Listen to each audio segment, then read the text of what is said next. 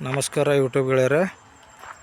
ತಡೋ ಗ್ರಾಮದ ಜಮೀನು ಆಗಿದೆ. ಇಲ್ಲಿ ಸಾಗೋನಿ ಮರಗಳಾಗಿದೆ ನೋಡಬೇಕು. ಇಲ್ಲ ಯೂಟ್ಯೂಬ್ ಗೆಳೆಯರು ಯಾವ ಥರನೂ ಜಮೀನಲ್ಲಿ ಬೆಳೆಸಿದಾರೆ ನೋಡಬೇಕಿಲ್ಲ ಯೂಟ್ಯೂಬ್ ಗೆಳೆಯರು.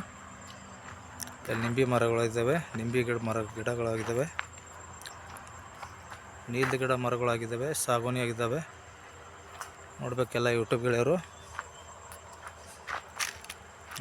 ಬಸ ಕಲ್ಯಾಣ ತಾಲೂಕು ಇಲ್ಲಿ ಕಲ್ಯಾಣ ತಾಲೂಕು ಹತ್ತಿರ ತಡೋಳ ಅಂತ ಗ್ರಾಮ ಜಮೀನಲ್ಲಿ ಬಂದು ನಾನಿಲ್ಲಿ ರೈತರು ಯಾವ ಥರನೂ ಸಾಗೋನಿಯನ್ನು ಬೆಳೆಸಿದ್ದಾರೆ ನೋಡ್ಬೇಕಲ್ಲ.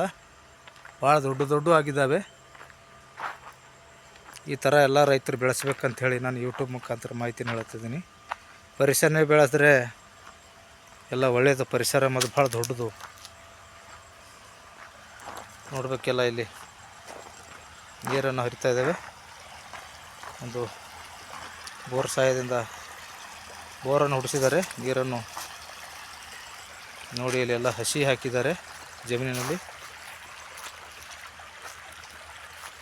ಹಸಿ ಹಾಕಿದ್ದಾರೆ.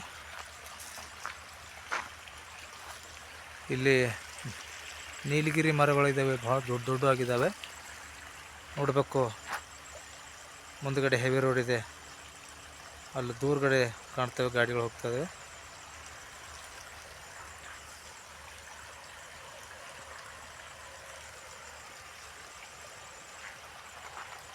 ನೋಡ್ಬೇಕೆಲ್ಲ ಯೂಟ್ಯೂಬ್ ಗೆಳೆಯರು.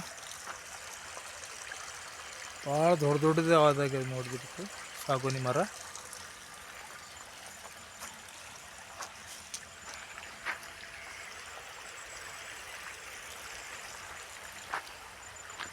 ಅಲ್ಲಿ ರೈತ ನಿಂತಿದ್ದಾರೆ ನೋಡಬೇಕು. ಜಮೀನಿಗೆ ನೀರು ಬಿಡ್ತಾ ಇದ್ದಾರೆ.